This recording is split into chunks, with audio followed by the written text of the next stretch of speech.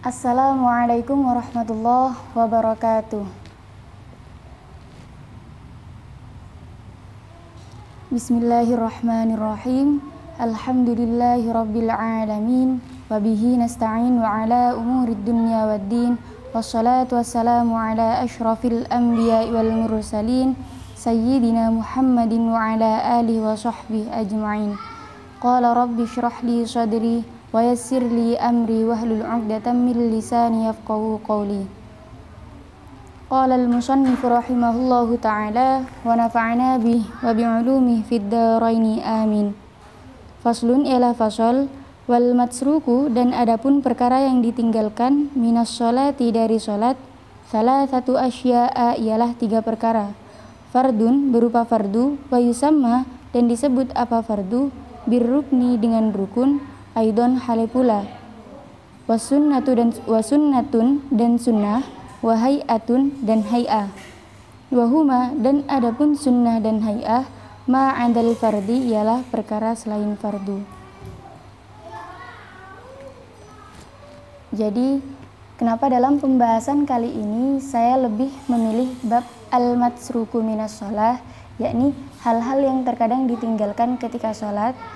Karena apa? Karena pada zaman ini, di mana maksiat bisa kita temukan dimanapun dan kapanpun, dan bahkan tidak jarang kita sebagai manusia menjadi pelaku maksiat tersebut, yang pada awalnya memang sudah mendapat titel mahalul khoto' wan nisyan, tempat salah dan lupa. Karena sering bermaksiat, jadi lebih sering salah dan lebih sering lupa lagi.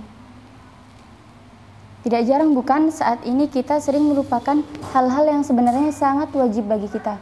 Melupakan hal-hal yang sangat wajib bagi kita sendiri. Contohnya, menjaga kesehatan rohani, menjaga kesehatan jasmani, atau kita melupakan kewajiban kita terhadap orang lain, menepati janji, membayar hutang, atau bahkan sifat pelupa ini muncul ketika kita menghadap Sang Ilahi, atau bahasa lain ketika kita sedang sholat.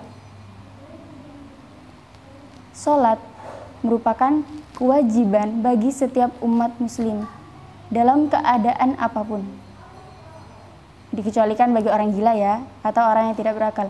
Nah, lantas bagaimana jika sholat yang merupakan salah satu sarana agar kita bisa berkomunikasi dengan baik dengan Allah, tiba-tiba sifat insaniyah kita, sifat pelupa ini muncul di dalam sholat? Apa yang harus kita lakukan? Apakah kita harus meninggalkan sholat, langsung mengulang sholat, atau bagaimana? Nah, jawabannya akan kita temukan dalam bab al-matsruku minas sholah ini. Kita mulai dari yang pertama ya. Bismillahirrahmanirrahim. Wabayana, dan menerangkan al-musannifu, siapa musannif, ats-tsalatsata, kepada 3 perkara ini, fi qawlihi, dalam perkataan musannif. Fal fardu, oleh karena itu adapun perkara fardu, la yanubu, ialah tidak dapat menggantikan, anhu terhadap fardu, sujudus sahwi, apa sujud sahwi.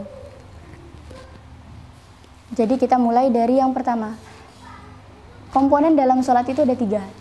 Yang pertama ada fardu, atau yang biasa kita kenal dengan rukun. Yang kedua ada sunnah. Yang dimaksud dengan sunnah yang pertama di sini adalah sunnah ab'ad salat. Yang ketiga ada hai'ah, yakni sunnah hai'ah salat. Yang pertama ada fardu atau rukun salat. Nah, apa saja fardu atau rukun salat? Mungkin kalian yang sedang melihat video ini mengatakan bahwa itu kayaknya udah biasa deh. Fardu atau rukun salat setiap umat muslim pasti tahu. Ya, mungkin memang begitu, tapi ada beberapa orang yang sejatinya mereka memang sering mengerjakan sholat, tapi mereka masih belum tahu mana kategori rukun, mana sunnah ab'ad, mana sunnah hai'at. Jadi jangan pernah meremehkan hal-hal yang dasar. Kenapa? Karena guru saya pernah mengatakan bahwa tidak akan pernah ada bangunan yang kokoh tanpa pondasi yang kuat di bawahnya. Jadi sekarang kita mencoba untuk memperkuat pondasi kita ketika sholat. Apa? Kita kenali dulu apa itu komponen sholat. Yang pertama dari fardu atau rukun sholat. Rukun sholat ada berapa? Ada yang mengatakan 18, ada yang mengatakan 14, ada yang mengatakan 13. Sejatinya, para ulama mengatakan 18, 14, atau 13 ini sama. Hanya saja mereka berbeda bagaimana cara menempatkan posisi tumakninah. Jadi saya di sini hanya akan menerangkan 13 saja ya. Jadi ketika saya mengatakan ruku, i'tidal, sujud, dan duduk di antara dua sujud, berarti tumakninah sudah include ke dalamnya. Yang pertama, dari 13 rukun sholat yang ada, kita bagi menjadi 4 terlebih dahulu. Ada rukun qauliyah. Apa saja rukun-rukun qauliyah? Yakni takbiratul ihram, membaca surat Al-Fatihah. Setelah itu, apa lagi? Tasyahud akhir, membaca sholawat atas keluarga Nabi ketika tasyahud akhir, dan salam. Selanjutnya, di rukun qauliyah sudah selesai, kita masuk ke rukun fi'liyah. Apa saja rukun-rukun fi'liyah? Rukun fi'liyah ada 6. Yang pertama, berdiri bagi yang mampu. Selanjutnya ruku, i'tidal, sujud, duduk di antara dua sujud, dan duduk tasyahud akhir. Lanjut ke bagian rukun yang ketiga, yakni rukun ma'nawiyah. Apa itu rukun ma'nawiyah? Hanya satu, yakni tertib atau berurutan. Jadi urutan-urutan sholat itu harus sesuai.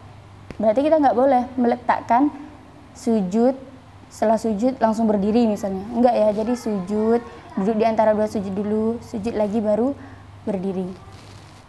Selanjutnya yang terakhir ada rukun qalbiyah. Apa itu rukun qalbiyah?